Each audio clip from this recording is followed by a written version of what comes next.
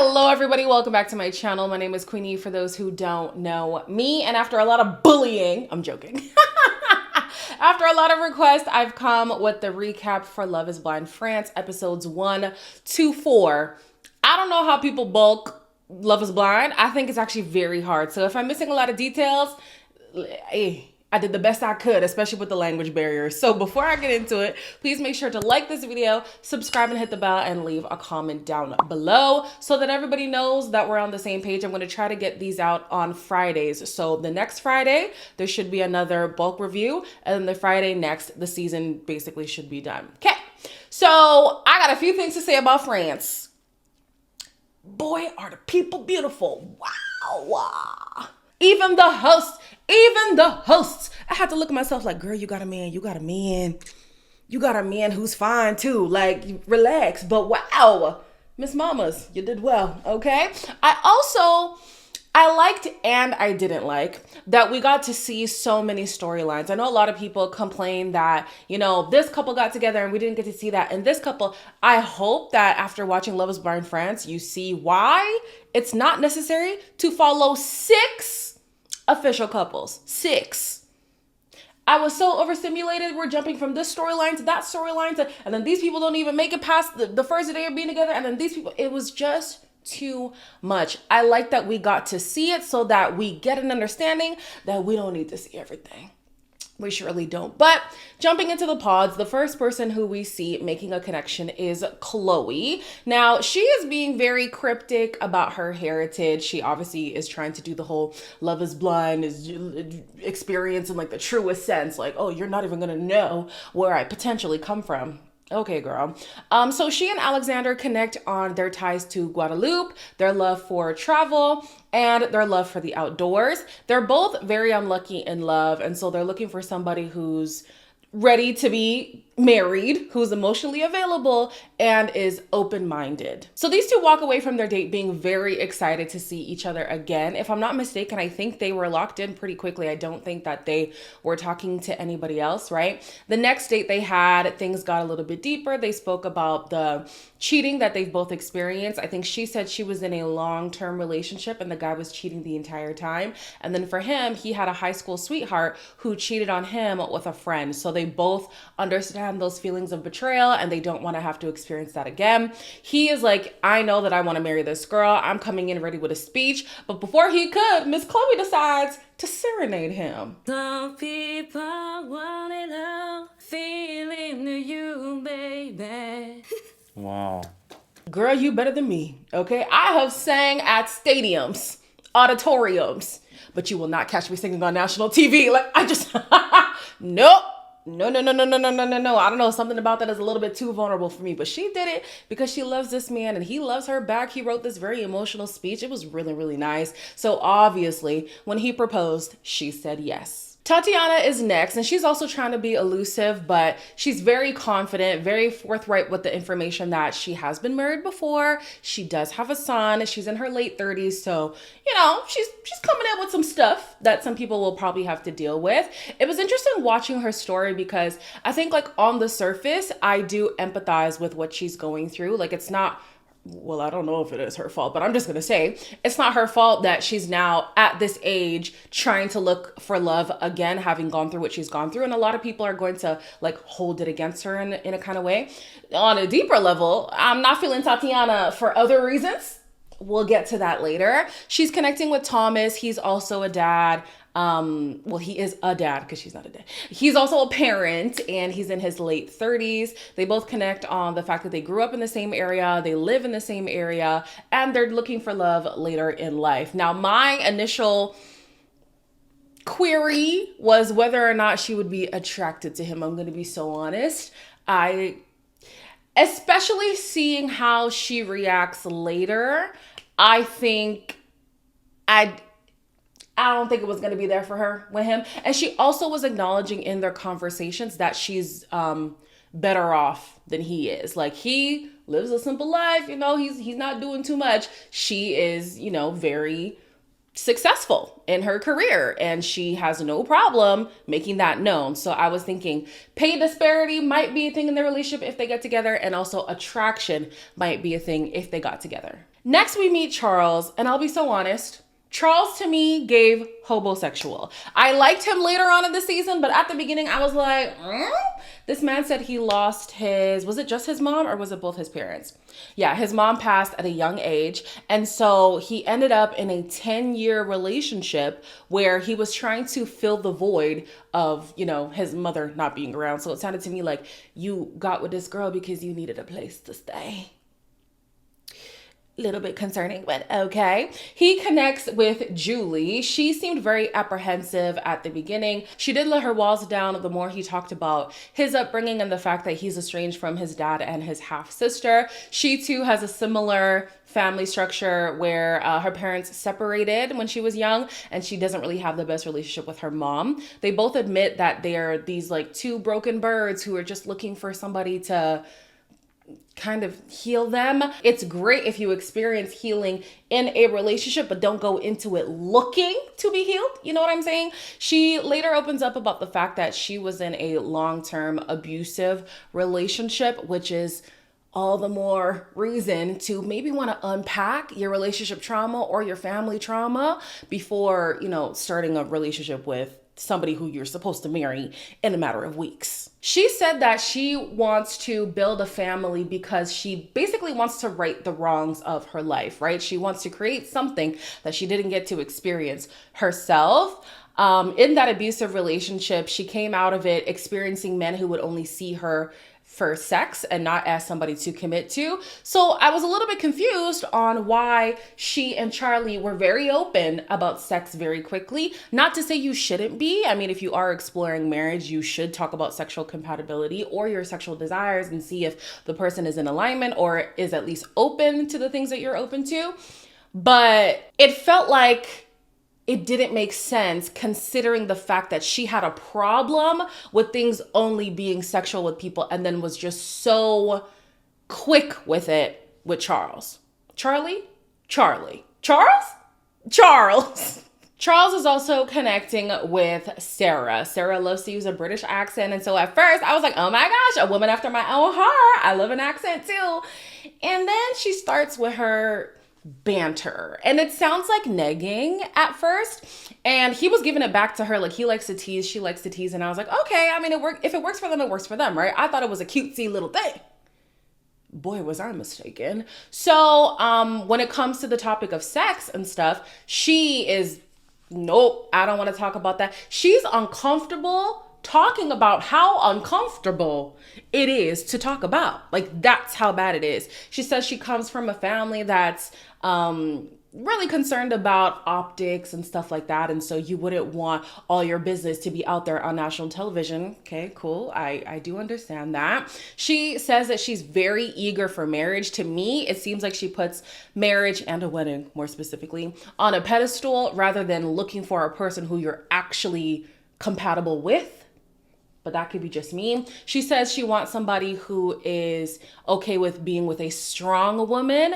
And I'm like, yeah, there's a strong woman and then there's just a difficult woman. And I feel like Sarah is a difficult woman. We later see her give this man an ultimatum. Well, at first she was like, oh, I need you to say that I'm your top priority, right? And he wanted her to say it too, but she was like, oh, I'm not going to say it until you say it. So then later, when she gives the ultimatum, he shouldn't be surprised because she already was giving that energy. She was like, I'm not okay with you dating two people at once. So you have to either pick me or I'm gone.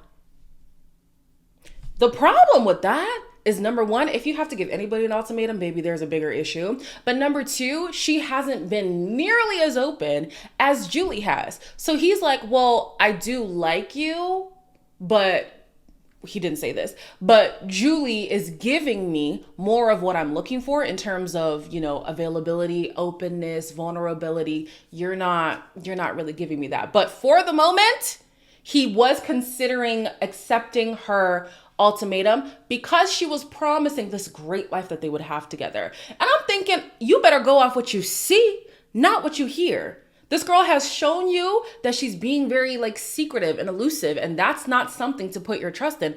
Go with the person who's been more open. But she's bringing these big words and this, grand future, this dream that they could have together that he has not seen the fruits of, and now he wants to commit with that. Charles, Be careful. Speaking of strong women, we meet Kim. Now, Kim is a no nonsense babe, especially when it comes to finances. If your money is funny, she's not laughing.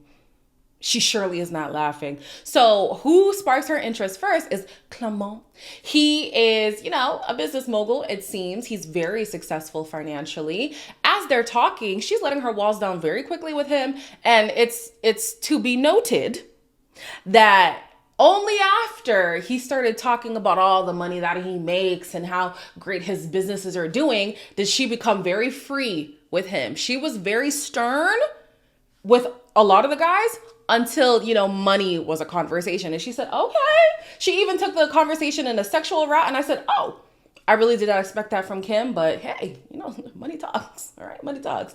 She's also talking to Thomas, who isn't as, let's say affluent based on the perception that we are being given, right? She likes the fact that he is a little bit more emotional. She can connect with him on a deeper level. She obviously has been jaded in the past. And so connecting with somebody who's able to touch her on a deeper level is good for her. I'm glad that she noticed that, finances can't carry you forever. You're going to have to look at something deeper than just the money.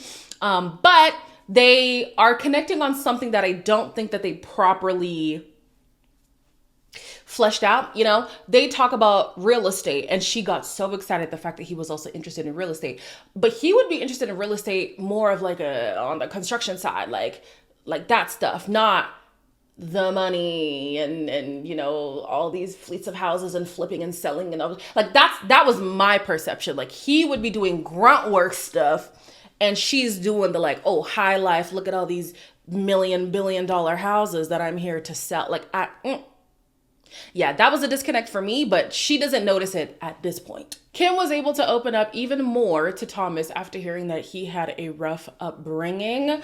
I don't remember exactly what was rough about it, but it made him and his family very close, right? And she's looking for somebody who's quite family oriented. She's very close with her family, but because of their culture, they're not the most expressive, right? So she knows her family loves her, but they're just not very vocal about it, right? They left Vietnam during the war and they sought refuge in France. And so she understands that there are big sacrifices her family would make for her, but maybe vocalizing it is just not as, comfortable for her family to do. She loves the fact that he is very vulnerable and very open with her. The only thing that he's not so open about is the fact that he has a connection with Tatiana. Now, Tatiana is aware that Kim is in the equation. So I don't know why he couldn't also let Kim know, but just let it be known that Tatiana has information that Kim does not. Then we meet Jonathan. He is eager to find somebody because he often gives way more than what is given back to him. He feels like he's been a doormat before because he gives, and all the women do is take, and don't give in return. I kid you not. This is why I love shows like this. This is why, I don't even do it intentionally. I think my mind just goes straight to psychology and psychoanalyzing things. Literally, I wrote down, okay? Cynthia is definitely on the same wavelength as him in terms of giving love, but it feels to me like he is still jaded by women in the past, and I don't want him to project that onto Cynthia. Okay? Remember that. From watching their first conversation, I was like, I can still sense a little bit of insecurity in this man, and I don't want him to project. Okay? Put a pin in it. So she opens up about being in a 7-year relationship. She didn't express why things ended, but I always question why people are in these long ass relationships, knowing that they want to be married and then not getting married. You've been living together for 7 years. The other person was living with that girl for 10 years just for him to then admit he was seeking validation because there was a void because he lost his mother. You see what I'm saying? I don't know. You're not going to catch me in no relationship for more than 2 years unless there's extenuating circumstances as to why we can't get married. Okay. Anyways, she also makes a connection with Maddie, and I'm not going to lie to you. When Maddie first came onto the scene, I said, wow. These two would be sickening together, okay? I would love the aesthetic they would give, okay? They connect on faith. They're both guided by their love for God. Now, their spirituality is a little bit different. She is a Christian, and he says he believes in God, and he's very spiritual. That's not necessarily being a Christian, but okay. Things took a turn when they started to talk about boundaries, right? So she says, I don't want my man calling up girls late in the midnight hour. Even if it's your friend, like that's a little bit off to me, right? And he had a problem because he said, I'm going to show up for my friends no matter what time of day it is. Like, you're not going to dictate when I show up for my people. And I think, like, in that sense, yeah, it makes sense. But she was kind of talking like, I don't know, like, even for me, there's certain conversations that I don't entertain past a certain time now. Like, what impression is that giving to the other person? Even if we have been friends for a long time, like, I'm not going to be talking to one of my guy friends at 1 a.m. just kikiing. I don't know. That's me. So I understood where Cynthia was coming from, right? He goes on this whole thing about his independence as a part of his identity and nobody's going to take that away from him. She says, I wasn't asking for that. I was just expressing a boundary that you asked me to express. But okay. She ends up connecting more with Jonathan. They talk about religion, and he says that he has no problem raising his kids Christian. They also talk about family building, contraception. She's very weary about like health stuff, and so she's wondering if just using condoms is okay for him, and he agrees. And so this is good for her, because the reason why she's very firm on certain boundaries is because she lost her parents at a very young age, and so for most of her adulthood, she has struggled with abandonment issues, and her biggest fear is getting with somebody who's then just going to leave her in the same way, quote unquote, that her parents left her. Of course, death is different than a breakup, but that abandonment feeling is still the same. Let's go on to Chloe and Alexander's reveal. Oh! You guys, this was so freaking sexy. Are you kidding me? That was such a sexy approach. Like, I was concerned at first with how slow they were walking towards each other, but the way that they just melted into one another, I said, yo, that's a girl who loves that man. That's a man who loves that girl. Ooh, and I love that for them. So back to the Tatiana, Kim, Thomas love triangle, right? Well, love square. Hold on a minute. She is upset at the fact that she has to be in competition with anybody. So she decides to go and have a conversation with Kim to let her know how Thomas is treating her.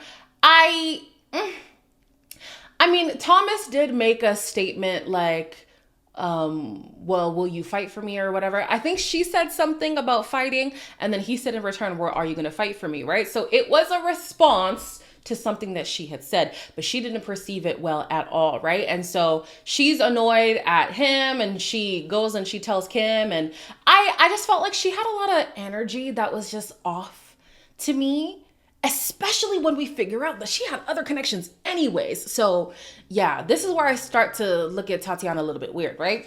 But now Kim is learning for the first time that her man has another connection. So she, of course, wants to confront him. Problem is, she confronts the wrong man. Oh my gosh, she's talking to Clement.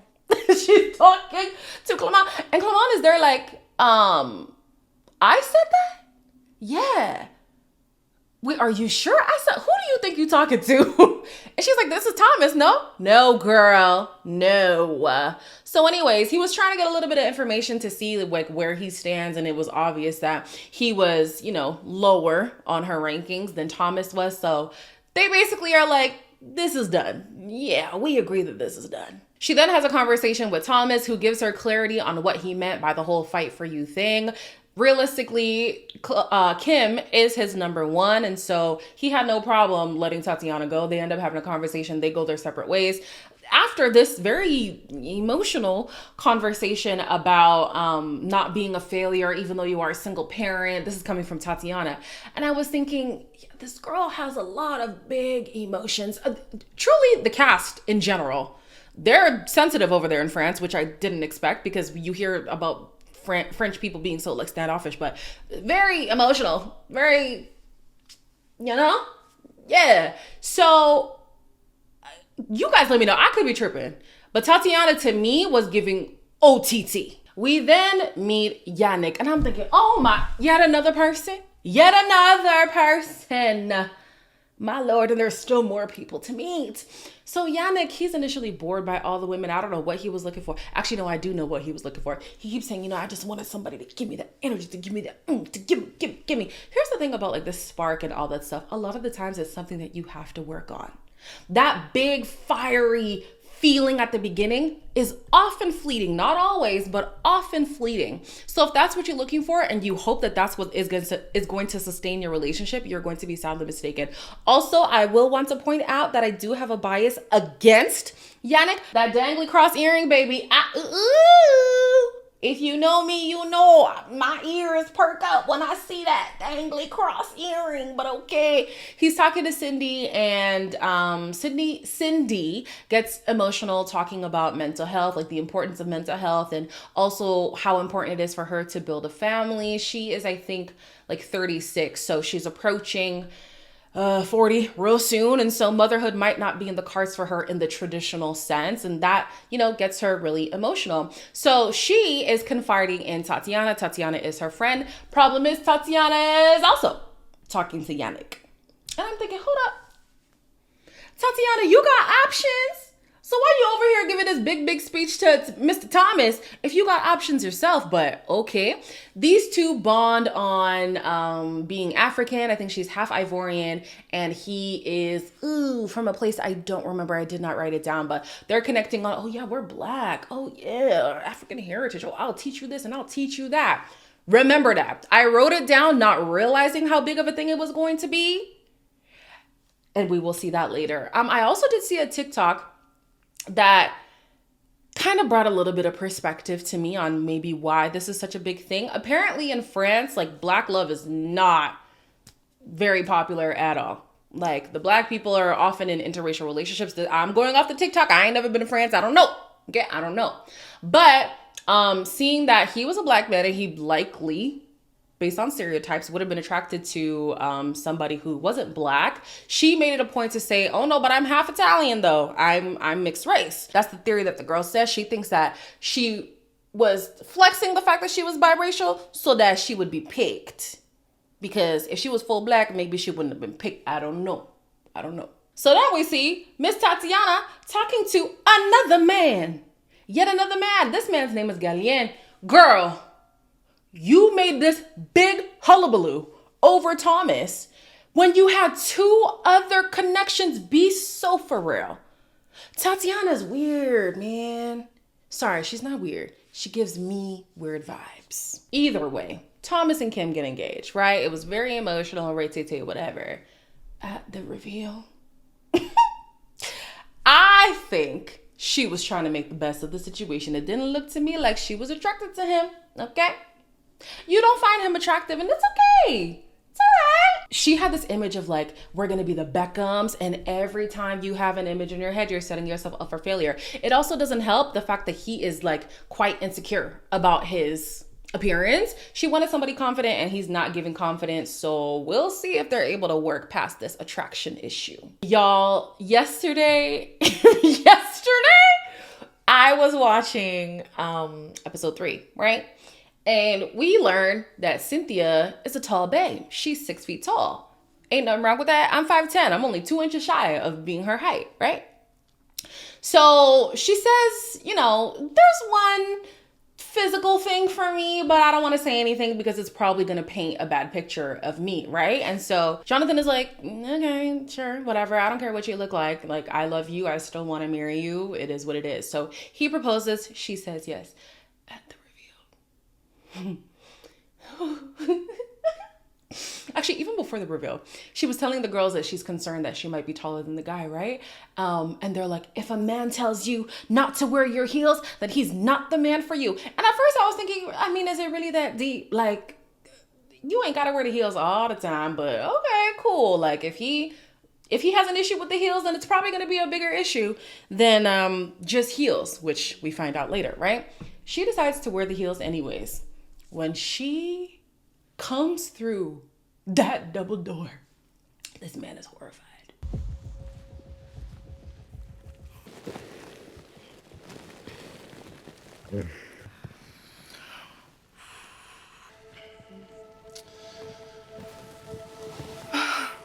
This man is petrified. And they are trying so hard not to address the elephant in the room, which is the subject that she is tall, right?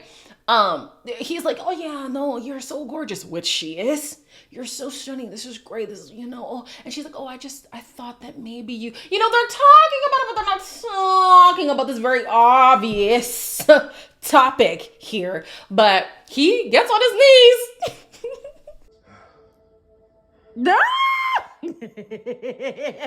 There's no point kneeling. There's no point. Also, not there being a literal elephant in the room.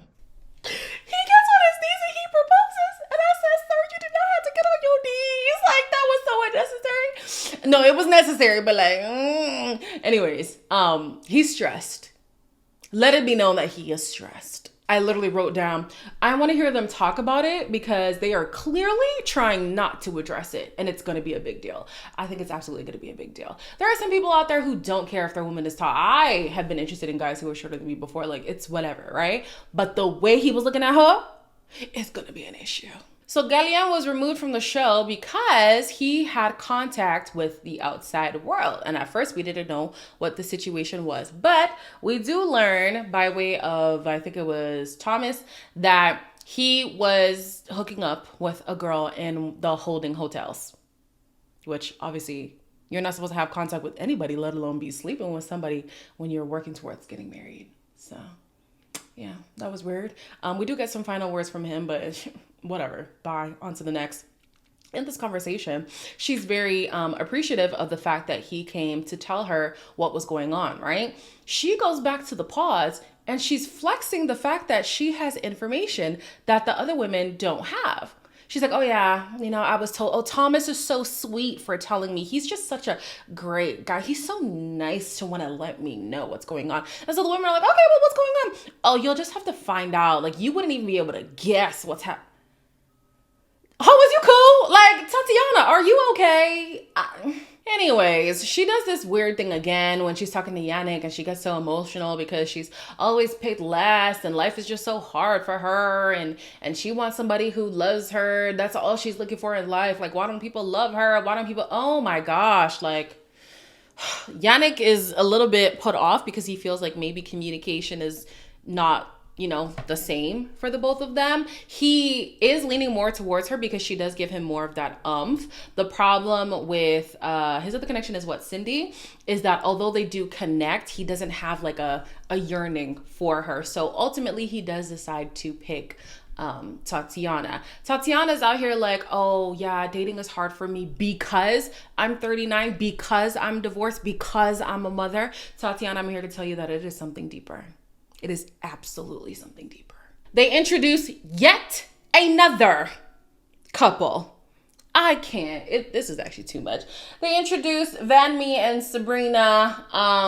Van Mee is obviously Asian. And so he says in his culture, we're very, keep to ourselves. We don't put our business on Front Street. We don't be doing all of that, right? So coming into the pods, he's very apprehensive to really open up a lot.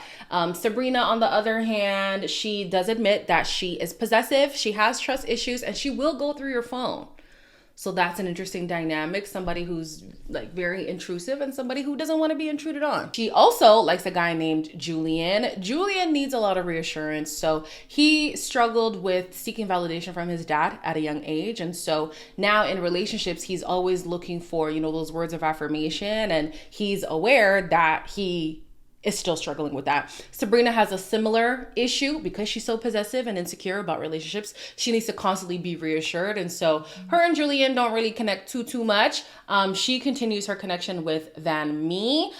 Julian did say something that put her off. Like, he had these unresolved feelings for a girl on the outside. And so he was considering leaving the show. Bye. As somebody who wants so much reassurance, why the hell would you bring that into the situation? That's not reassuring for the person who you're talking to. But anyway, she decides to commit to Van Mee, right? At the reveal, I was nervous. I was nervous that he would be nervous. I wasn't really, concerned about attraction per se, but he is just very awkward. And I was like, how's this gonna go? It seemed after he proposed, they were able to get a little bit more comfortable. I was concerned because he's just so reserved and he doesn't want to do too much for the cameras, but he was able to get into it. So after some thinking on the matter, Charlie decides to have one last conversation with Julie. He intended on breaking things off, but after spending 2 hours in the pause with Miss Girl, he, his mind was changed, right? Julie goes back into the women's pods, and Sarah was hoping that she would be in tears. And I'm noticing too, Sarah be hanging around like other mean girls. She's always around Tatiana. She's around Kim. All them girls got a nasty side to them. There was one girl who was trying to hug her and she's like, get off. Like, I do understand if you're not in the mood to be hugged, like, do not touch me. Hello, my body, my choices. But just a very like standoffish mean girl vibe comes from her, right? So she goes back into the conversation with Charles. I want to call him Charlie so bad. With Charles, and yeah, she's very pissed off at him. Very pissed off. She tells him that basically he's going to regret his decision and he better not DM her on the outside. Girl, ain't nobody trying to talk to you. With your nasty personality. Ain't nobody trying to talk to you. At the reveal with Charlie and Julie, she looked more excited than he did. That was my opinion. As time went on, things got a little bit more comfortable between them. She pissed me off because she was like, oh, you didn't know anything about my ethnicity? Like you had no guesses? You were deliberately trying to be vague about your ethnicity. Don't now be like, really? You had no idea? How would he? Okay. This is when I knew Julie was probably going to irritate me a little bit. And irritate me she did. So back to Yannick. He writes a letter to Cindy basically explaining why things are not working for him. Cindy's not happy because she feels like Tatiana is playing up to the cameras. She feels like she's a different person with him than she is with everybody else.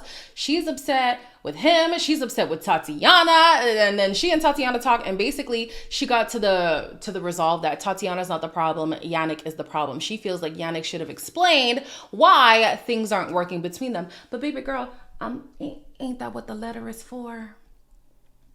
He told you that in the letter. If you read the letter, you'll probably have the answer, but okay, fine. Imagine all this buildup just to have such an awkward reveal. So awkward. Oh my gosh. I was thinking, does she like him? Does he like her? We know he likes her. He was relieved that, she looks how she looks, which is good. But yeah, she was giving like weird, awkward to me. After he proposed, things were a little bit better. Oh, Black love. We're representing Black love. Everybody look at us, Black love. And I'm like, what is with this emphasis on Black love? Like, I get it. I'm in a Black on Black relationship, but like, okay, I feel like what's known doesn't need to be said time and time again. But fine. When they had their like first proper kiss, it was a nice, long, juicy kiss. Not even like a makeout type kiss, just like a kiss. It looked good. I'll give them that. It looked good. So now the final couples, 6 couples that is, are Kim and Thomas, Chloe and Alexander, Cynthia and Jonathan, Tatiana and Yannick, Julie and Charles, and Sabrina and Van Mee. They are honeymooning in Morocco, and I can attest to the beauty of Morocco. That place is beautiful. Immediately, Kim and Thomas are noticing the differences between them. She is very bougie. Okay, she needs a butler. She needs 5-star. She needs everything to be pristine, prim and proper. Everything's perfect, right? He is more on the simple side. And he basically is like, oh, don't worry. I'll get her to come onto my side. I don't know if you're going to be that successful, Thomas. I don't think that's going to work in your favor, but okay. This would be an issue for him, mainly because men tend to feel the pressure of needing to like sustain the lifestyle of a woman, right? And so if he doesn't naturally have that desire to want the high life, the bougie life, and then he's also feeling the pressure to have to do that, I don't see things lasting between them. And that seems to be the case as the episode goes on, right? We also have Julie and Charles who, they're not having a great time. They're not having a great time. She is not into him whatsoever. She says that typically she's into dark hair and Mediterranean men. Why come on the damn show? If you're going to be this hung up on looks, why come on a show where that is not a guarantee? We constantly say this regarding Love is Blind. I don't understand people. But anyways, he's being very open-minded. He's like, listen, I came in here wanting to make a true connection with somebody, whether or not they are my type. We actually don't know if, is it Julie? If Julie is his type, but yeah. He says he's not embarrassed by the fact that she's not initially attracted to him. He's willing to work on their relationship. On the flip side, we have Sabrina and Van Mee. She's the one who's very into him, and he is a little apprehensive. I can't tell if it's the physical attraction thing or the personality type. Like, Sabrina's out here trying to compliment the man, and all he could say in return is that she's a brunette. Like, he knows he's being distant. He's aware that he's being distant. He's chalking it up to him being so reserved. But I'm like, you can at least give her back a compliment. Like, be so for real. So as the couples are getting ready to meet each other, we have Kim, who was ready to get into Charles.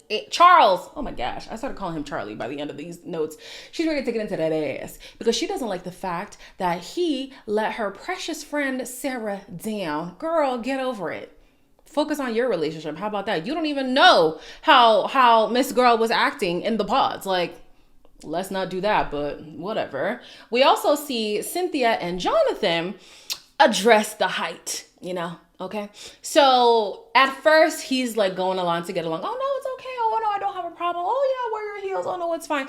And then she's like, okay, well, in preparation to meeting everybody, I'm thinking of the heels or the flats. Not flats, but they're like little kitten heels, right? Which one should I pick? He prefers the flats. But he's trying to say like he's indifferent, right? And so because he's indifferent, she's like, okay, well, I'm going to wear the heels. Hey, big calamity. Big calamity. This man is so offended at the fact that she's going to wear the heels because he's like, oh, you're discarding my feelings and the fact that, you asked me about something and I told you what I wanted and you're not doing it. That's a farce. Because as he keeps on talking, we learn the real issue is the fact that he doesn't want to be with what he perceives as a gigantosaurus and be roasted by the men.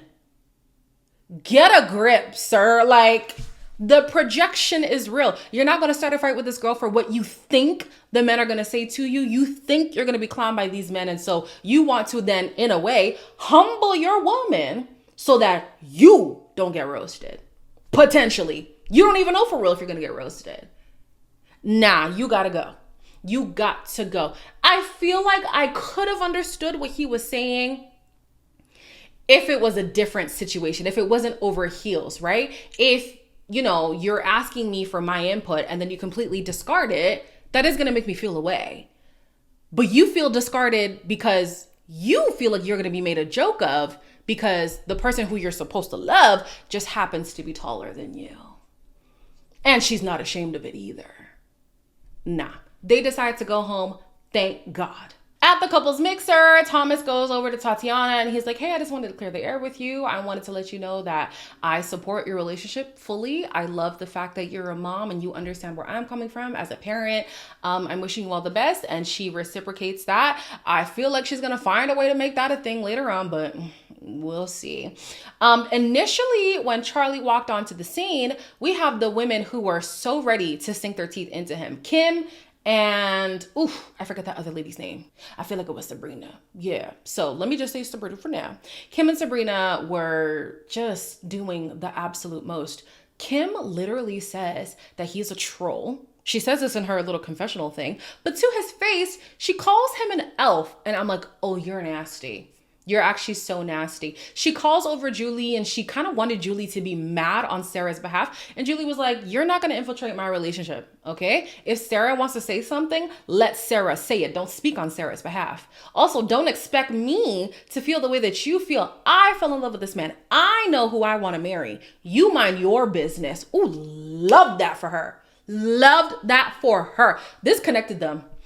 especially when he responded to, he said, listen, we all came in here and we made multiple connections. I followed my heart and I wanted to connect with somebody who spoke to my heart the most. And that was Julie. I don't care about anybody else who was in the situation. I made my choice. I don't regret it. Ooh! Come on, Charles. That's what we love to see. These two are now like bonding over this experience, and it's beautiful to see. Even as time went on, she was warming up to him. They were getting more touchy-feely after the first night and stuff. So this really solidified their relationship. And honestly, adversity is going to be the telltale sign on whether or not you guys are a good couple. Because then we have Kim and Thomas, who are not connecting because of this adversity. Basically, as you know, this is all unfolding, he is on Charles's side. He feels as if, you know, everybody makes their decisions, like let them deal with that. It is what it is. Kim feels like as her fiance, he should be on her side no matter what. No, girl, not when you're in the wrong like this. Maybe don't call her out in front of people because there's a lot of people watching. The person might now be embarrassed and now the situation is bigger simply because you have an audience, but you were dead wrong. Simply put, you were dead wrong, girl. So yeah, no, he's not going to be on your side. Be so for real. I only saw a little bit of the trailer and it looks like he's going to leave. I'm not surprised. They had reasons to separate even before this little blow up. So we'll see what happens between them. But so far, Love is Blind friends. Y'all did that. Y'all did that. As always, like, comment, share, and subscribe. And I'll see you in the next one.